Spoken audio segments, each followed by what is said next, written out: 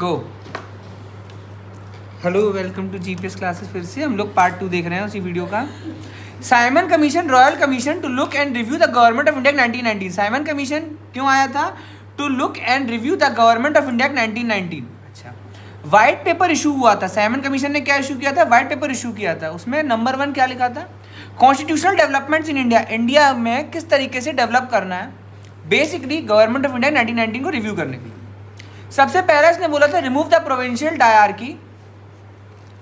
Provinces में जो dyarchy है उसे रिमूव करिए। डायरकी क्या होती है? डायरकी होती है 2 तरीके की लिस्ट, रिजर्व सब्जेक्ट और ट्रांसफर सब्जेक्ट। रिजर्व सब्जेक्ट्स और ट्रांसफर्ड सब्जेक्ट्स, इसको आप रिमूव करिए। कहां से? प्रोविंसेस से। नंबर 2, इंट्रोड्यूस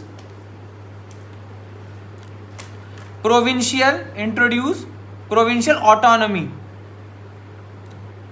प्रोविंसेस में आराम से वो लोग राज कर सकें और वो सीख सकें कैसे कैसे अपने आप को रूल करना है।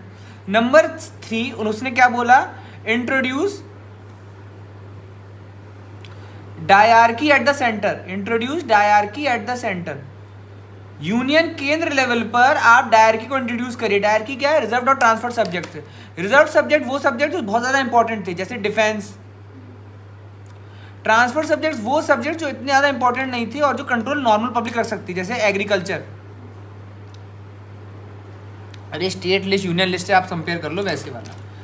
और फिर इसने क्या बोला था? पहला ये, दूसरा ये, तीसरा ये, चौथा इसने बोला था इंट्रोड्यूस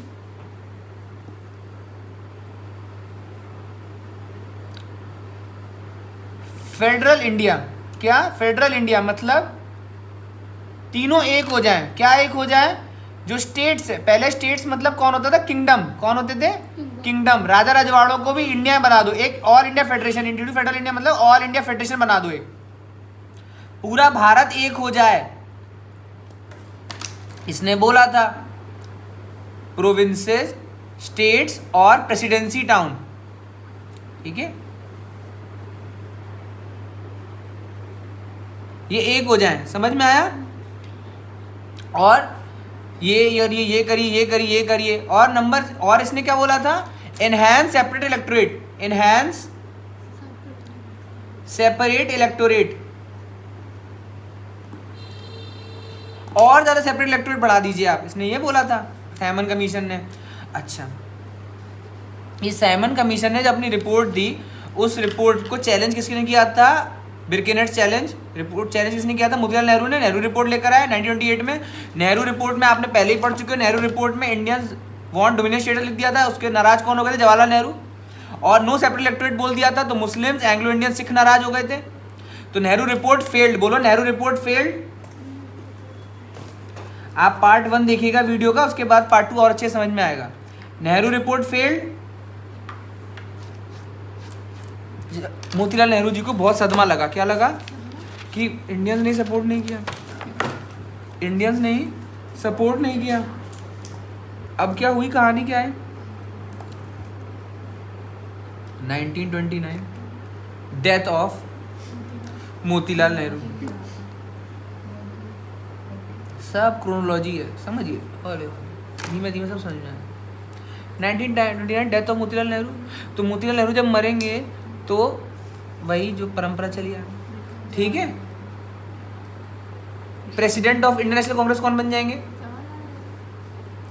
प्रेसिडेंट ऑफ आईएनसी कौन बन गए? जीएल नेहरू। जीएल नेहरू बनते ही क्या बोल देंगे? पूर्ण स्वराज डिक्लेरेशन। क्या बनेंगे? पूर्ण स्वराज डिक्लेरेशन। मतलब अपने पिताजी की जो रिपोर्ट आई थी, नेहरू रिपोर्ट, उसे सपोर्ट नहीं किया इन्होंने, डोमिनेट स्टेटस को सपोर्ट नहीं किया इन्होंने। क्या बोला? पूर्ण स्वराज डिक्लेरेशन। कहां पर? जिसे बोलते हैं लाहौर डिक्लेरेशन ही बोला जाता है। क्या बोला जाता है? लाहौर डिक्लेरेशन बोला जाता है। वो कर दिया इन्होंने, लाहौर डिक्लेरेशन। और लाहौर किस नदी किनारे? रवि रिवर के किनारे। बोलो, रवि रिवर। हड़प्पा भी रवि रिवर के किनारे था, पता है ना? हड़प्पा वही लाहौर। समझ में आ गया? पूर्ण स्वराज डिक्लेरेशन, रवि नदी किनारे, लाहौर डिक्लेरेशन। तो आईएनसी का 1929 में सेशन कहाँ हुआ था? लाहौर में। INC Lahore session. आईएनसी क्या है? Indian national Congress. यही चल रही है कहानी। अच्छा, 1929 में जब ये हुआ है तो इन्होंने बोला कि हम अगले साल क्या बनाएंगे, इंडिपेंडेंस डे मनाएंगे। क्या बनाएंगे? 26 जनवरी 1930 वो सेलिब्रेटेड एज इंडिपेंडेंस डे। बोलो। जैसे ही इन्होंने इंडिपेंडेंस डे मनाया, लाहौर में रवि नदी किनारे झंडा फहराया, क्या होगा? माला पहनाएगी ब्रिटिश इनको? क्या करेगी? जेल में डाल देगी। बाय बाय, घप गए जेल। आप सोचो, सब गए। मोतीलाल नेहरू की डेथ हो चुकी है, जवाहरलाल नेहरू जेल चले गए, सारे बड़े बड़े नेता जेल में, सिर्फ बाहर एक ही आदमी बैठे थे। कौन बैठे थे? आपके बैठे थे महात्मा गांधी जी। महात्मा गांधी जी ये कहाँ बैठे थे? ये बाहर बैठे हुए। हाँ, अपने साबरमती आश्रम में। साबरमती आश्रम किनारे कौन सी नदी बहती है? साबरमती रिवर बहती है। साबरमती आश्रम में बैठे थे। क्या बैठे थे? कहाँ है साबरमती आश्रम? गुजरात में, ऑब्वियसली। ठीक है, वहाँ पता है साबरमती आश्रम के लिए जमीन किसने दी थी? इनके ही दोस्त ने दी थी। उस दोस्त का नाम क्या? Ambalal Sarabhai.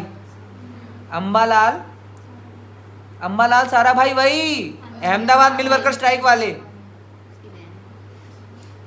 Ahmedabad mill worker strike वाले कौन से थे? अंबालाल साराभाई, साबरमती आश्रम। ठीक है, अच्छा। महात्मा गांधी जी आए। ओके, एक सेकंड।